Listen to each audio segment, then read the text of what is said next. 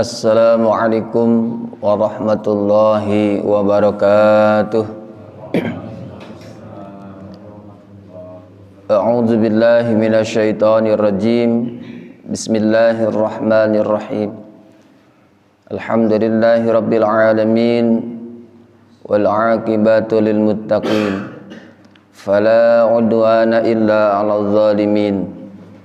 Wassalatu wassalamu ala asyrafil anbiya'i wal mursalin Sayyidina wa maulana Muhammadin wa ala alihi wa sahbihi ajma'in, amma ba'du.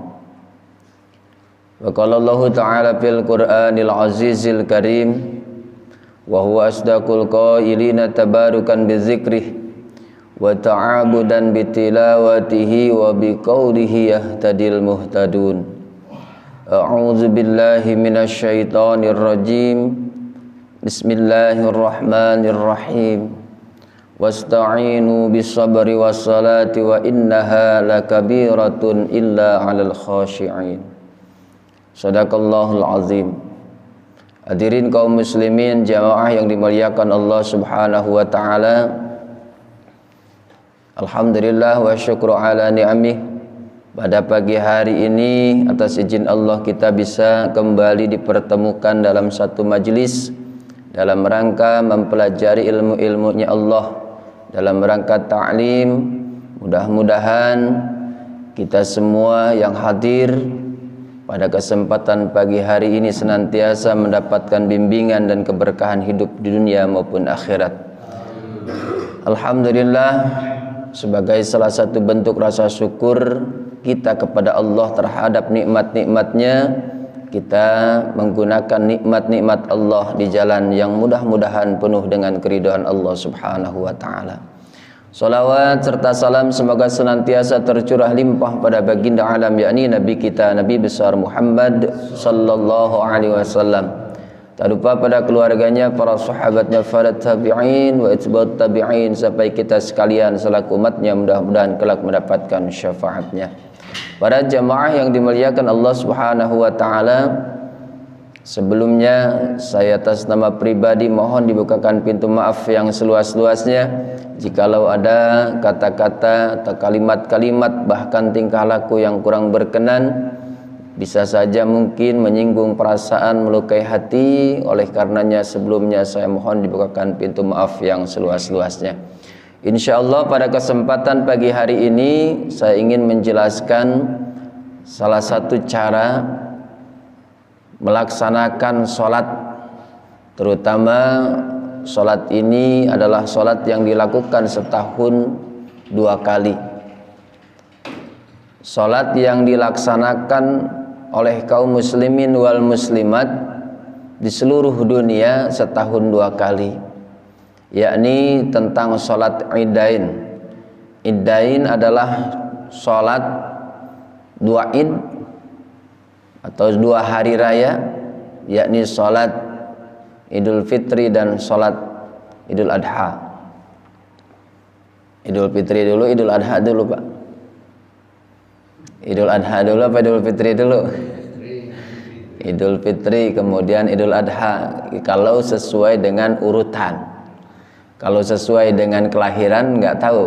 Kalau kelahirannya kita di bulan Dzulqa'dah berarti Dzulhijjah dulu.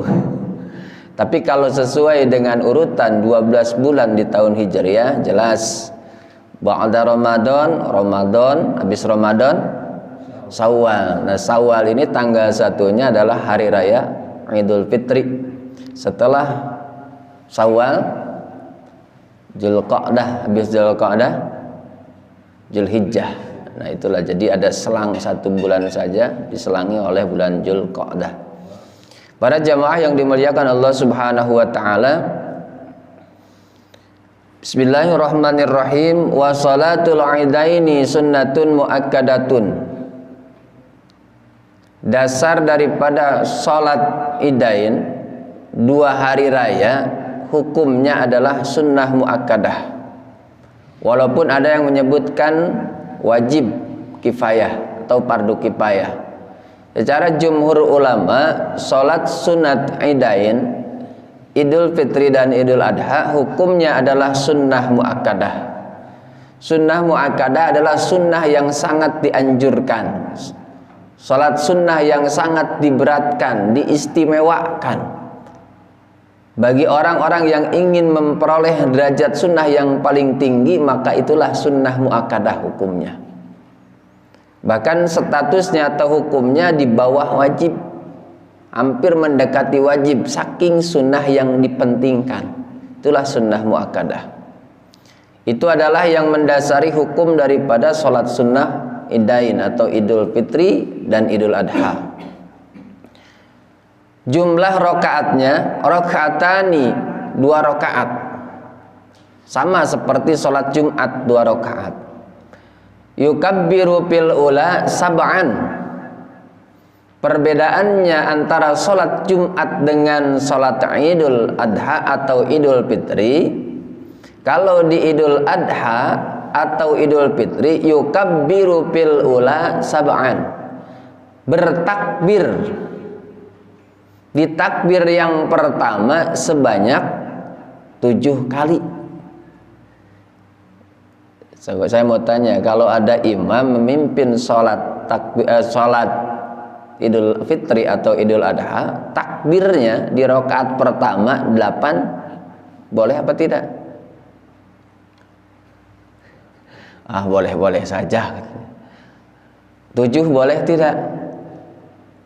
Atau bahkan mungkin ada yang tidak 7 kali takbir, tapi didasari lupa karena ingatnya atau kurang konsentrasi.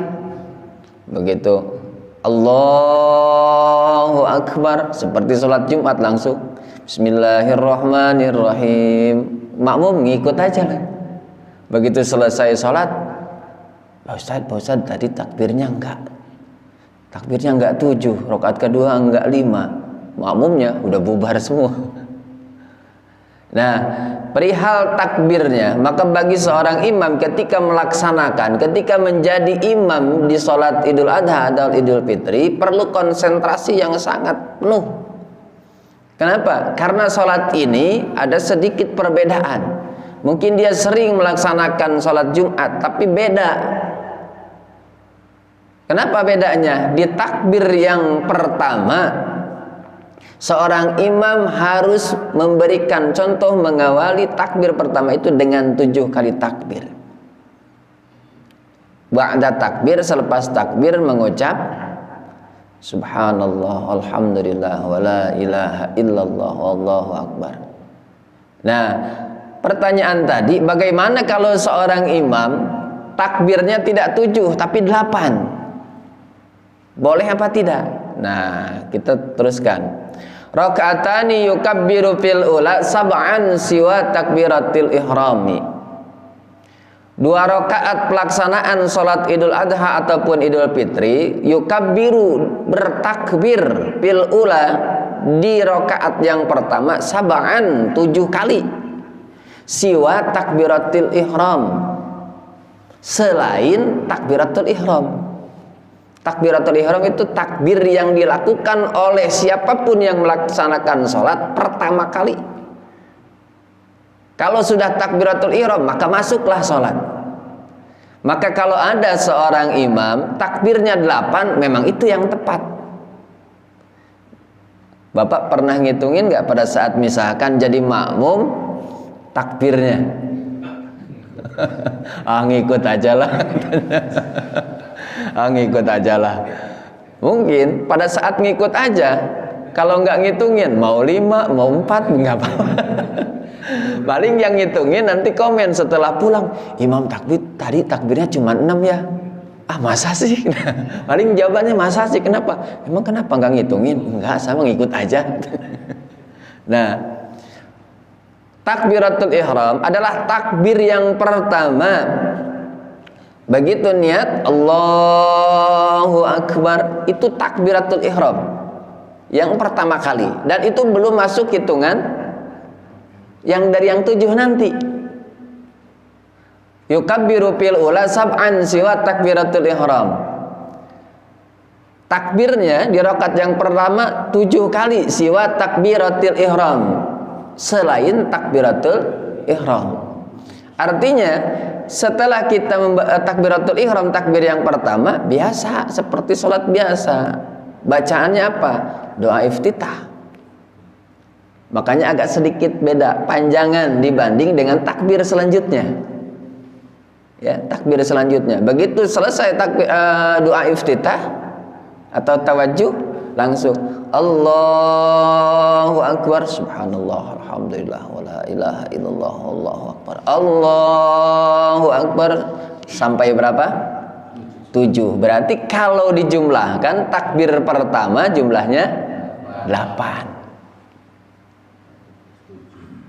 Ya, 7 kali takbirnya selain satu lagi takbiratul ihram. Jadi jumlahnya 8. Nah, perlu konsentrasi yang penuh bagi seorang imam. Dan ilmu ini saya rasa sangat perlu. Mungkin sampai saat ini, wah saya mau nggak pelajari juga, nanti juga saya mau jadi makmum terus. Saya nggak bakalan jadi imam, saya mah nggak bakalan, udah pesimis saja. Padahal bisa saja terjadi gimana? Sampai dengan saat ini pelaksanaan sholat Idain, Idul Adha ataupun Idul Fitri ataupun sebaliknya biasa dilaksanakan satu mungkin di masjid atau mungkin di musola atau bisa juga di lapangan dalam rangka syiar. Bahkan Rasulullah SAW memerintahkan umatnya pada saat itu kepada perempuan-perempuan untuk hadir dalam rangka syiar Islam, sekalipun perempuan tersebut dalam keadaan halangan, haid misalkan, atau mungkin nifas, silahkan datang saja, tapi bukan berarti harus melaksanakan sholatnya, hadir saja. Makanya di lapangan. Dan biasanya siarnya kan terlihat. Kalau di masjid ini mungkin, mohon maaf ya, misalkan diadakan Jumat saja, Jumat sudah penuh.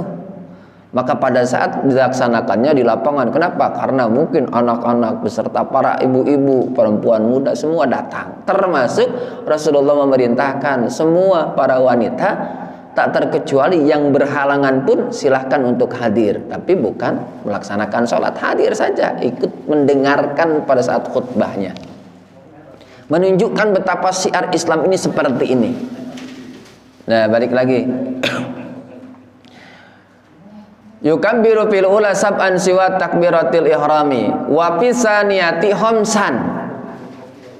Dan di takbir di rakaat yang kedua, takbirnya adalah 5. Siwa takbiratil qiyami, selain takbiratil qiyami, takbir ketika kita berubah dari posisi habis sujud mau berdiri.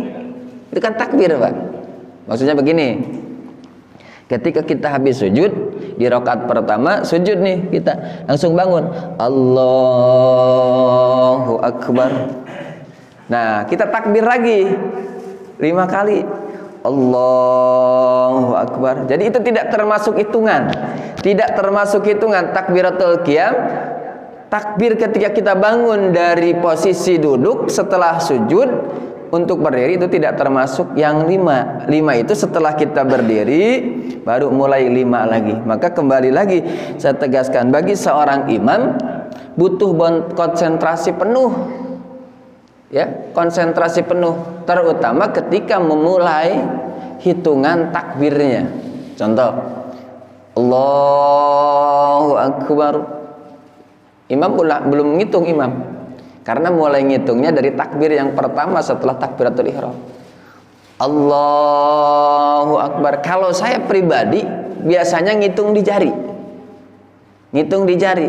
Maka setelah takbir yang keduanya, dalam artian hitungan yang pertama, takbir yang 7, maka di jari saya ada yang sedikit beda.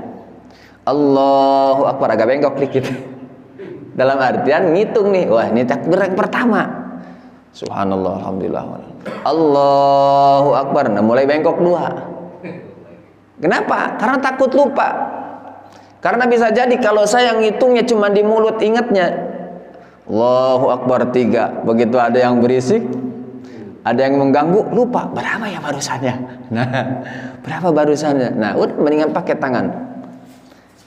Butuh konsentrasi setelah bangun dari rakaat yang pertama untuk melanjutkan ke rakaat yang kedua pun sama. Kita butuh konsentrasi. Kenapa? Karena biasanya kalau tidak butuh konsentrasi khususnya di salat tersebut, ada orang yang dia bukan orang baru, tapi orang yang sudah biasa. Orang yang sudah biasa, kalau dihitung mungkin udah nggak kehitung berkali-kali tiap tahun dia memimpin salat tersebut. Tapi kalau waktunya Allah memberikan lupa kepada orang tersebut, ya lupa saja.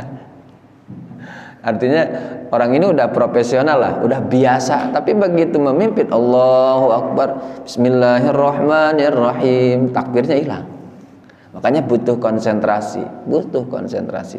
Para jamaah yang dimuliakan Allah Subhanahu wa taala, kemudian salat Idul Adha atau Idul Fitri, salat Idain ini boleh nggak dilakukan oleh diri kita sendiri?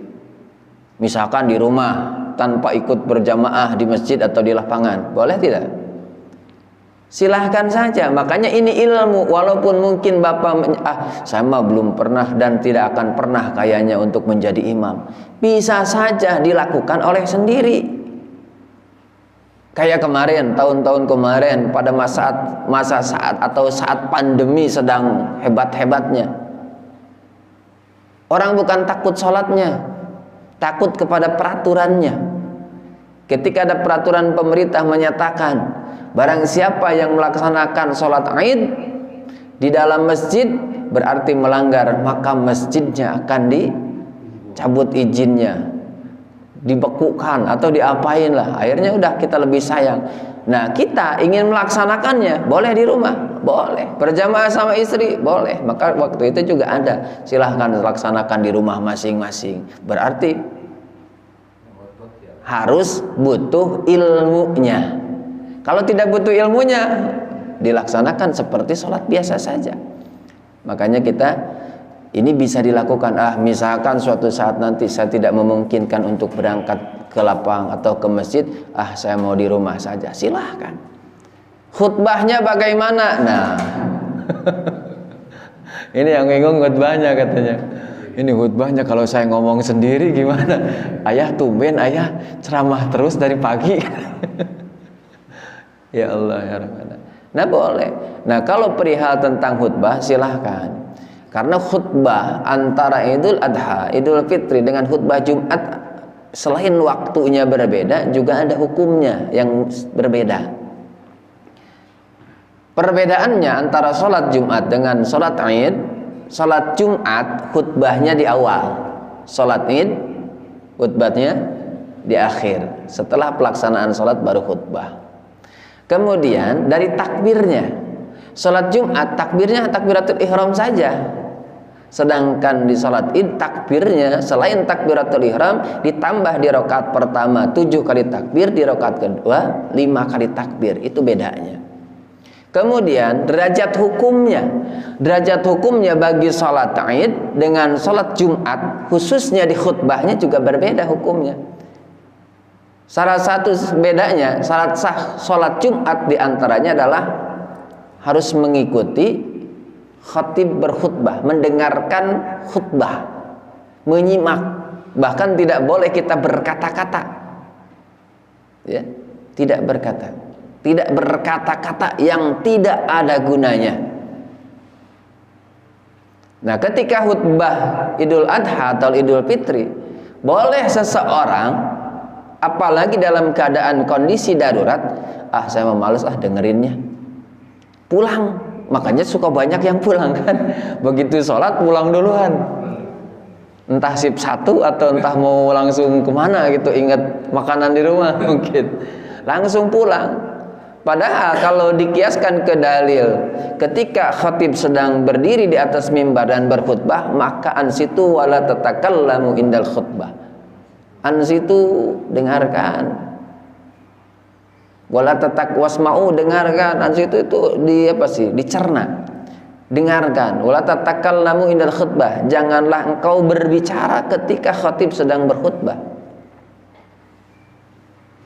Nah, sama ketika hukumnya ke sana. Cuman kalau tidak memang mau mendengarkan, artinya pulang duluan, itu tidak jadi dosa. Beda hukumnya dengan Jumat. Jumat itu harus diem.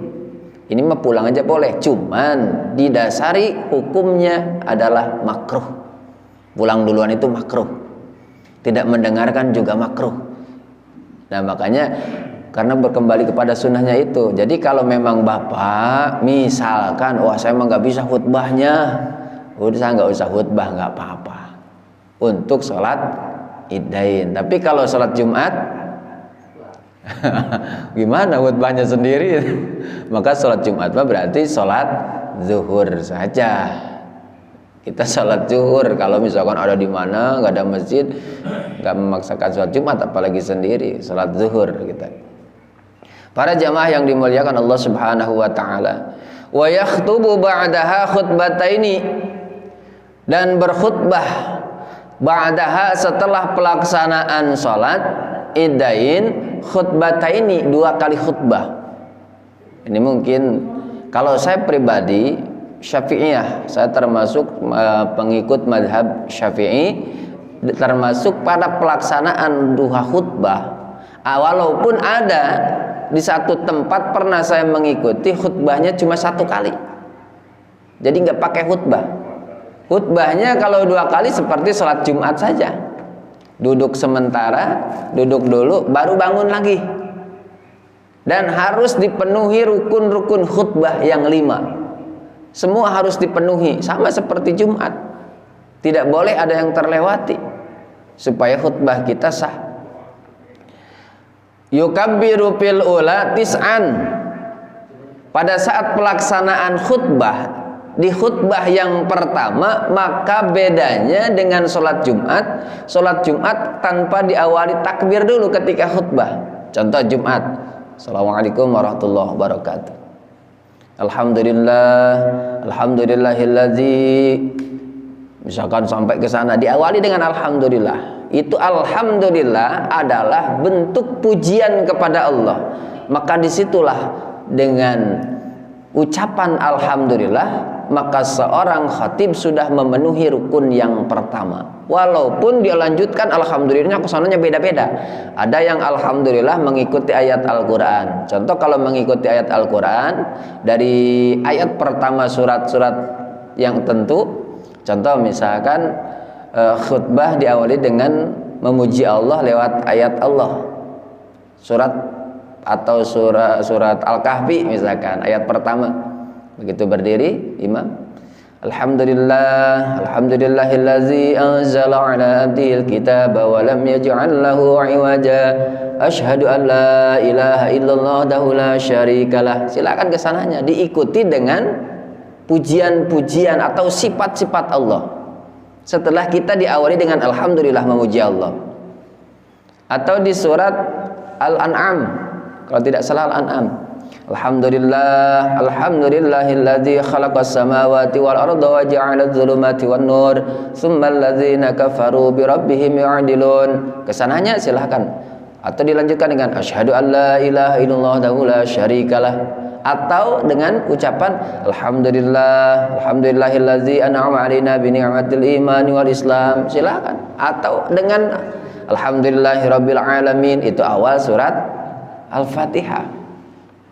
Cukup tuh, udah dicukupi. Itu kalau di Jumat. Tapi ketika khutbah di Idul Adha atau Idul Fitri ada bedanya. Kenapa bedanya? Begitu si khatib atau si imam atau merangkap langsung, biasanya kalau di kita sekaligus imam dan khatib. Kalau di tempat tertentu mungkin ada imamnya lain, khatibnya juga lain. Kalau di kita sepaket aja udahlah. Paket hemat. Kalau dua-duanya kan misalnya 2 ini 2 lain. Nah, kalau paket hemat berarti imam dan khatib merangkap langsung. Nah, ketika si khatib berdiri langsung tidak mengucapkan memuji Allah secara langsung ketika berdiri khutbah pertama. Apa yang dilakukannya? Begitu berdiri silakan, mau megang tongkat silakan, nggak ada tongkat ya jangan megang yang lain. Nggak ada tongkat megang sapu misalkan, nggak usah dengan, apalagi tidak terjaga kebersihannya. Misalkan kayu dalam bentuk kayu, yang penting tongkat, mau kayu lurus atau mau besi mau apa silahkan saja. Nggak megang juga nggak apa-apa. Di kita kadang-kadang banyak yang nggak gitu. Kalau di kita mungkin karena nggak ada atau gimana. Nah, pada saat berdiri pertama si khatib langsung bertakbir. Takbirnya berapa? Yukabbiru fil ula tis'an.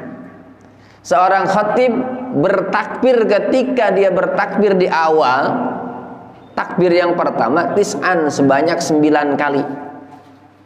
Gimana? Begitu dia berdiri ke atas mimbar, langsung sambil megang jari biasanya, cuman jarinya kehalangan kehalangan mimbar gitu, podium atau mungkin di mana gitu.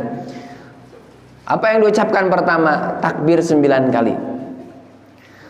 Allahu akbar, Allahu akbar, Allahu akbar, Allahu akbar, Allahu akbar, Allahu akbar, Allahu akbar, Allahu akbar, Allahu akbar, la ilaha illallah, Allahu akbar. Atau Allahu akbar kabira walhamdulillahi katsira wa subhanallahi bukratan wa asila, la ilaha illallah, Allahu akbar walillahil hamd. Baru tuh setelah itu masuk seperti khutbah Jumat. Alhamdulillahilladzi anzala ala abdil kitaba wa lam yaj'al lahu 'iwaja. Nah, jadi dilanjutkan bedanya. Bedanya kalau di takbir idain atau di khutbah idain itu diawali dengan takbir sebanyak 9 kali. Bagaimana di takbir yang kedua? Di takbir yang kedua wa fi saniyati sab'an. Takbirnya di khutbah yang kedua sebanyak 7 kali. Setelah duduk bangun lagi si khatib. Allahu akbar, Allahu akbar, Allahu akbar, Allahu akbar, Allahu akbar, Allahu akbar, Allahu akbar, Allahu akbar kabira walhamdulillahi katsira wa subhanallahi bukratan wa asila, sampai selesai. La ilaha illallah, Allahu akbar, Allahu akbar walillahil hamd, alhamdulillah. Nah, biasa lagi. Jadi bedanya itu dilakukan sama 2 kali khutbah. Istirahat pertengahan seperti istirahat duduk di istirahat khutbah Jumat. Sama pelaksanaan, cuman bedanya di takbir. Para jamaah yang dimuliakan Allah Subhanahu wa taala, menurut saya ini penting karena salat idain selain dilakukan berjamaah di masjid, di musola, di tempat-tempat tertentu atau bahkan di lapangan, bagi yang tidak bisa menghadirinya bisa dilaksanakan di rumah. Dan ilmu insya Allah akan lebih bermanfaat. Paling tidak ketika ada seseorang yang menjadi imam, sekaligus kita juga belajar. Oh, yang kemarin sudah kami pelajari, kami dengar harus begini, begini, begini. Begitu si imam tidak melakukannya, nah bagaimana? Oh, berarti imam ini belum mencukupi atau belum memenuhi apa yang seharusnya dilakukan ketika dia melaksanakan khutbah. Para jamaah yang dimuliakan Allah Subhanahu wa taala, kita lanjutkan. Wa yukabbiru min ghurubi syamsi min lailatil 'idi illa ila ayyadkhulal imamu fis sholati. Kemudian ketika berakhirnya bulan suci Ramadan atau selesainya hari Arafah, kita disunahkan memperbanyak takbir. Tentunya takbirnya juga berbeda. Ucapan takbirnya sama, tapi waktunya yang berbeda. Ada yang lebih sedikit, ada yang lebih banyak. Nah, sekarang lebih banyak kita mengucap takbir ketika Idul Fitri apa ketika Idul Adha? Idul Adha, betul. Ketika Idul Fitri sunnahnya adalah milailatil 'id. Mohon maaf, wa yukabbiru min ghurubi syamsi milailatil 'id ila ayyadkhulal imam fi shalah. waktu pengucapan takbir, sunnah memperbanyak mengucapkan takbir, khususnya pada saat Idul Fitri, mulai terbenam matahari ghurubi syamsi milailatil aidi, pada malam Lailatul Aid atau pada malam Id, ila ayadakhulal imam, sampai dengan masuknya si imam kemana? Bis sholati, dalam pelaksanaan sholat. Jadi ketika misalkan sudah dipastikan bahwa hari ini Ramadan adalah hari terakhir, berarti besok sudah dipastikan adalah 1 Syawal. Tapi di kita biasanya tidak langsung diputuskan, karena di kita di satu firqah atau di satu lembaga ada yang sudah memutuskan, misalkan Muhammadiyah sudah dipastikan lebarannya hari Minggu misalkan, sedangkan NU menunggu sidang isbat berdasarkan rekomendasi para ru'yatul hilal. Ru'yatul hilal itu biasanya dilaksanakan tanggal berapa? Kalau puasa sudah genap 30 hari, tetap ru'yatul hilal di tanggal 29. Berarti di hari Sabtunya atau di hari Jumatnya. Maka para orang-orang yang ditugaskan dari berbagai daerah, dan mereka semua disumpah, ditempatkan di tempat-tempat yang kemungkinan besar lebih cepat atau bisa untuk melihat hilal. Dari mulai pelosok-pelosok atau bahkan di gedung di Jakarta itu sekalipun, gedung-gedung tinggi itu biasanya ada. Nah, berdasarkan hasil pengamatan hilal, akhirnya dilaporkan. Semua melaporkan kemana? Ke Kementerian Agama. Simpelnya, kesimpulannya ternyata bisa dilihat. Maka hasilnya nanti di sidang isbat. Walaupun hanya beberapa orang yang melihatnya, itu bisa diputuskan. Kenapa? Karena mereka setelah melihat sudah disumpah, saya melihat secara langsung. Di daerah lain nggak terlihat, mungkin karena terhalangi kan gitu. Walaupun disumpah, tapi jangan macam-macam juga. Wah, besok lebaran, orangnya puasa kagak, apa kagak? Besok lebaran, kenapa? Saya tadi udah melihat hilal, sumpah saya udah ngelihat. Di mana? Dia mau belanja ke Matahari. Ternyata hilal itu orang itu mah. Jadi bukan hilal tanggal. Udah bersumpah, saya tadi udah ngelihat hilal, bahkan saya bareng katanya belanjanya, bukan hilal itu. Ya Allah. Nah, biasanya seperti itu. Tapi kalau sudah diputuskan, maka mulainya kapan? Mulai terbenam matahari, surup matahari biasanya ba'da asar. Maka ba'da asar kalau dipastikan misalkan hari Minggunya adalah lebaran Idul Fitri, maka ba'da asar di hari Sabtu sudah mulai takbir. Boleh takbir mulai dari situ. Sampai kapan? Sampai si imam naik ke atas mimbar khatib pelaksanaan sholat, maka setelah sholat tidak ada takbir lagi.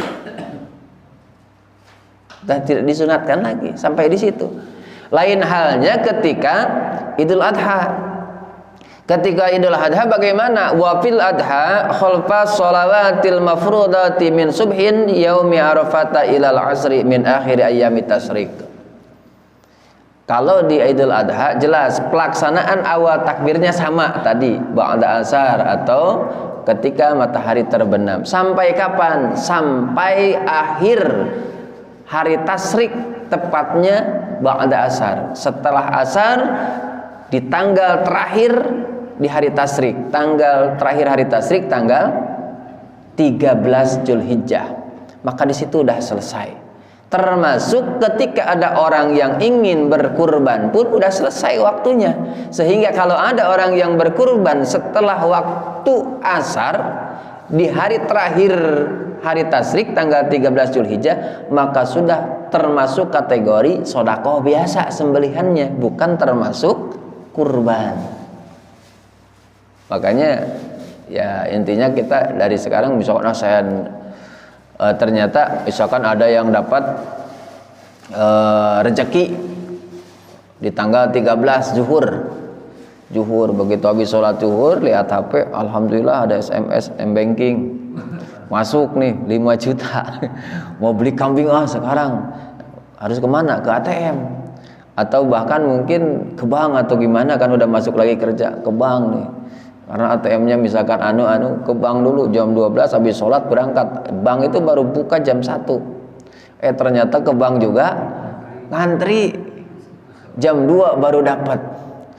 Pulang di perjalanan belum nyari kambing, dapat kambing asar.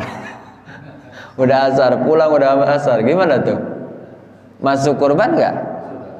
Udah nggak masuk, karena penyembelihannya sudah lewat waktunya. Tapi insya Allah dengan niat yang gigih sudah diusahakan, mudah-mudahan kita berharap kepada Allah, walaupun tidak disembelih sebelum waktunya habis, ya kita, ya Allah, mudah-mudahan kita sudah mendapat keutamaan atau pahala berkurban, paling tidak seperti itu. Para jamaah yang dimuliakan Allah Subhanahu wa taala, ya, di hari terakhir, hari tasyrik, berarti selama bertakbir sunnah adalah dimulai dari terbenam matahari di hari Arafah, berarti ya kalau Idul Adha di hari Arafah, sampai ditambah dengan 4 hari setelahnya. 4 hari di mana? Hari pertama adalah hari Raya Idul Adha, hari tanggal 11, 12, 13 Zulhijjah, atau 3 hari yang menyertainya disebut dengan hari tasyrik.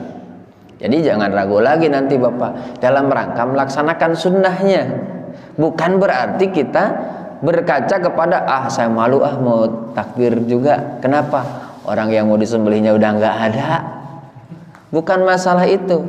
Kita kan sering mengaku, kita juga sering berkata, Pak, akidahnya apa? Akidah saya ahli sunnah wal jamaah. Jadi udah laksanakan aja apa yang sudah dicontohkan Rasul ketika masih ada dalam kondisi sunnah untuk memperbanyak takbir. Jangan udah nggak ada hewan kurbannya juga, udah selesai penyembelihannya, bukan ke situ. Artinya kita mengaku ahli sunnah wal jamaah, kita usahakan diri kita juga mengikuti sunnah-sunnahnya. Termasuk sunnah banyak takbir udah. Jadi ketika misalkan di tanggal 13 di hari terakhir, atau di 11, 12, 13 di hari terakhir 13 zuhur masih ragu, kalau mau diakhiri ba'da sholawatil mafrudah, setelah melaksanakan sholat fardu yang 5, udah aja takbir aja, Allahu Akbar, Allahu Akbar, Allahu Akbar, biasa aja. Nah, asar udah selesai. Para jamaah yang dimuliakan Allah Subhanahu wa taala, perihal takutnya ada yang bertanya, mau saya awali karena pertanyaannya kira-kira begini, takutnya ada. Ustaz, bagaimana kalau misalkan seorang imam ketika memimpin sholatnya di sholat idain, baik itu Idul Fitri atau Idul Adha, dia tidak menyertakan takbir yang 7 di rakaat yang pertama dan takbir yang 5 di rakaat yang pertama, atau sebaliknya, atau bahkan di rakaat pertama dia 7 kali takbir, di rakaat keduanya lupa, langsung aja. Apakah sholatnya sah atau tidak, sholat idainnya? Mohon maaf, pertanyaan tersebut seandainya ada, saya belum bisa jawab. Masalah sah dan tidaknya saya juga lagi mencari, mungkin para jamaah ada yang sudah menemukan jawabannya, alhamdulillah. Yang jelas mungkin tidak ada unsur kesengajaan. Tidak ada unsur kesengajaan. Artinya unsur kesengajaan begini, pokoknya dari awal udah mulai niat nih si imam, saya tidak mau takbir yang 7, saya tidak mau takbir yang 5-nya di rakaat kedua, atau saya mau takbir yang 7 doang, 5 enggak. Nah, itu udah ada unsur kesengajaan. Pada intinya semua imam tidak ada unsur kesengajaan, mungkin karena lupa. Kalau kita mengingat kepada kalau ada unsur kelupaan bagaimana? Tergantung kan gitu kan. Nanti ada sunnah ayat, ada sunnah abad. Kalau abad mungkin dengan diganti dengan sujud sahwi. Ini kan tidak termasuk sunat abad. Maka ada yang, kalau secara pasti, mohon maaf saya belum bisa jawab. Ada orang yang mengatakan begini, Ini baru orang yang mengatakan begini, tapi saya belum tahu dalil yang sebenarnya. Dia ngambil dalilnya apa, hanya alasan sendiri. Insya Allah Pak, saya lupa, mohon maaf katanya. Saya lupa, tapi insya Allah tanpa mengurangi pahala. Itu menurut dia, jadi ijtihad sendiri. Saya tidak bisa menjawab kalau ada pertanyaan semacam itu. Yang jelas, kalau kembali kepada kelupaan atau yaitu sifat manusia, sifat manusia. Makanya saya tegaskan di awal, bagi seorang imam ketika melaksanakan sholat Idul Adha ataupun Idul Fitri butuh konsentrasi penuh agar jangan sampai setelahnya baru menyadari ya Allah. Makanya di awal kita butuh konsentrasi, mulai dari hitungan takbir ya, di rakaat pertama, rakaat yang kedua juga. Mungkin itu saja yang dapat saya sampaikan. Walaupun kembali lagi, walaupun mungkin kita belum memiliki kesempatan menjadi imam, tapi mempelajari ilmu hukumnya adalah wajib. Kemanapun ilmu kalau kita sudah memilikinya, insya Allah ringan untuk dibawa. Paling tidak ketika ada kesempatan kita tidak bisa berjamaah melaksanakan sholat idain, karena lain hal atau suatu hal kita bisa melaksanakan sendiri dengan cara saya mau ada khutbahnya, jelas khutbahnya juga rukunnya sama seperti rukun di khutbah Jumat. Yang mana rukunnya? Satu, pertama memuji Allah lewat ucapan Alhamdulillah. Yang kedua membaca sholawat atas Nabi besar Muhammad sallallahu alaihi wasallam. Ucapan sholawatnya yang mana? Sholawat yang paling pendek, Allahumma sholli ala Sayyidina Muhammad wa ala ali Sayyidina Muhammad.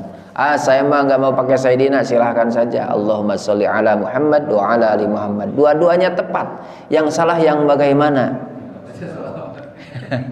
Yang salah bukan nggak baca sholawat juga, baca sholawatnya tapi bukan kepada Nabi Muhammad.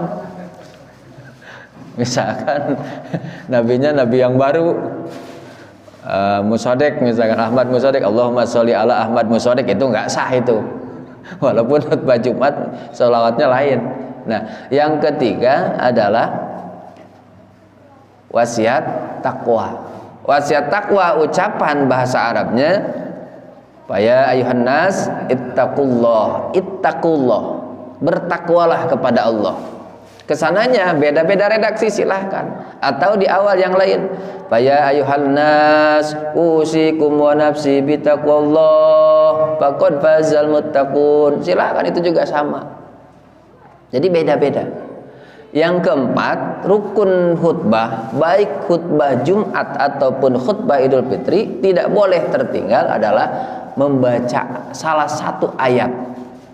Nah, membaca salah satu ayat yang ayat tersebut akan dijelaskan.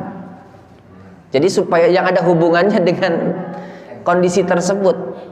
Biasanya ketika contoh, kalau Idul Adha biasanya ayat yang paling cocok apa? Inna a'tainakal kautsar fasholli lirabbika wanhar inna syani'aka huwal abtar. Itu ayatnya. Nah, itu tidak boleh lepas dari itu. Artinya kemana-mana supaya tidak melebar kemana-mana. Kemudian di Idul Fitri juga ayatnya paling qad aflaha man tazakka wa dzakara isma rabbih fasalla bal tu'sirunal hayatad dunya wal akhiratu khairu wa abqa. Biasanya itu. Atau mau penjelasan lain silahkan. Dan yang terakhir, rukun khutbah adalah mendoakan kaum mukminin mukminat, muslimin muslimat lewat doanya Allahumma gfir lil mu'minina wal mu'minat wal muslimina wal muslimat. Itu selesai itu. Dan kesemuanya, kelima-limanya harus diucapkan dengan bahasa Arab. Jadi tidak begini, begitu berdiri untuk khutbah segala puji bagi Allah, tidak, tapi dengan ucapan Alhamdulillah. Makanya silahkan. Ada yang menafsir, ada yang berpendapat boleh-boleh saja, namanya juga pendapat kan, berbeda. Apalagi di kita dilindungi di Indonesia mah, bebas mengeluarkan pendapat kan gitu.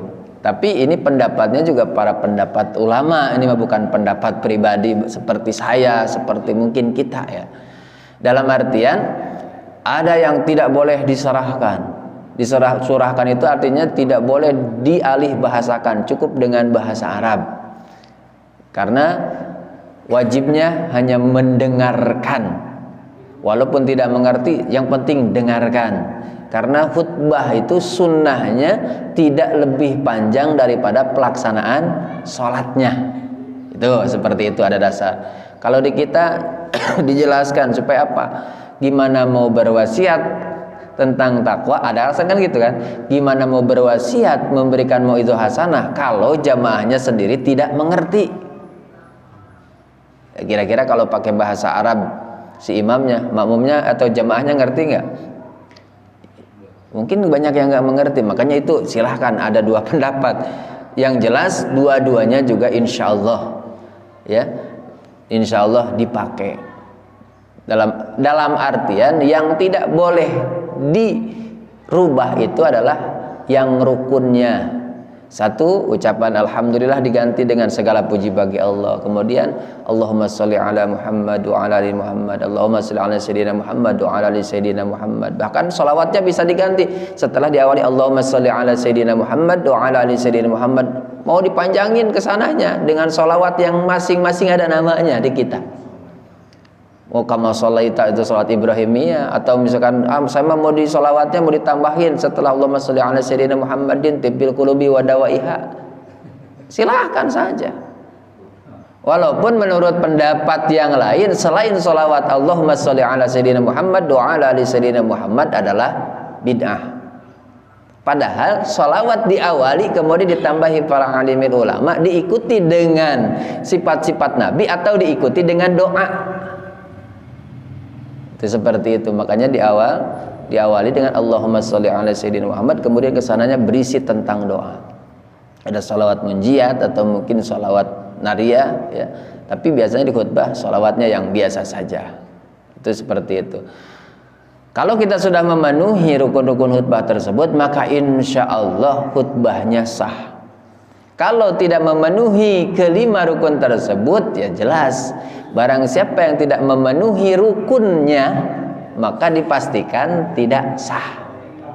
Oleh karenanya kita wajib tahu, bahkan mungkin kita juga bisa menilai ketika seorang khatib berkhutbah sambil dengerin oleh kita.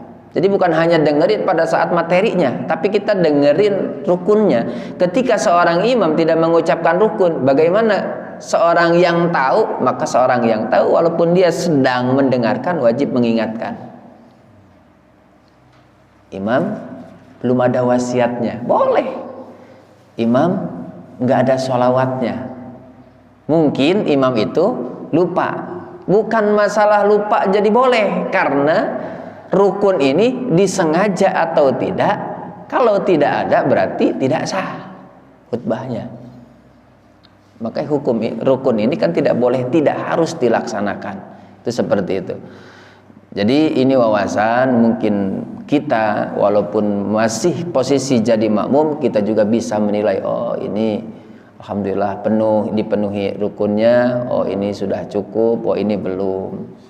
Jadi kadang-kadang kalau ada tamu atau imamnya tamu dari luar, walaupun mungkin sudah biasa digunakan jasanya, dipakai jasanya menjadi imam karena udah biasa profesinya misalkan, belum tentu pas, karena pernah terjadi, oh ini nggak ada sholawatnya, atau bahkan di khutbah yang kedua langsung begitu berdiri, marilah jamaah kita berdoa kepada Allah Subhanahu wa taala. Lah ini apa khutbahnya? Rukunnya mana? Hilang. Nah seperti itu, diingatkan, coba diulang lagi. Boleh itu diulang, karena menyangkut tadi sah tidaknya Jumat itu diantaranya adalah tergantung khutbahnya. Makanya khutbahnya di awal. Para jamaah yang dimuliakan Allah Subhanahu wa taala, mungkin itu saja yang dapat saya sampaikan. Kurang lebihnya mohon dibukakan pintu maaf yang seluas-luasnya. Jikalau ada kata-kata atau kalimat-kalimat yang kurang berkenan, apalagi apa yang saya sampaikan misalkan berbeda, ini masalah fikih, sifatnya furu'iyah, menurut mazhab yang lain mungkin berbeda. Menurut yang saya sampaikan adalah menurut Syafi'iyah, pengikut mazhab Imam Syafi'i. Mari kita tutup pengajian kita, mudah-mudahan ada manfaatnya dan bisa menambah wawasan keilmuan buat kita semua. Bismillahirrahmanirrahim. Subhanakallahumma wa bihamdika asyhadu an la ilaha illa anta astaghfiruka wa atubu ilaik. Wallahul muwaffiq ila aqwamit thoriq. Billahi taufiq wal hidayah wa ridha wal inayah. Assalamualaikum warahmatullahi wabarakatuh.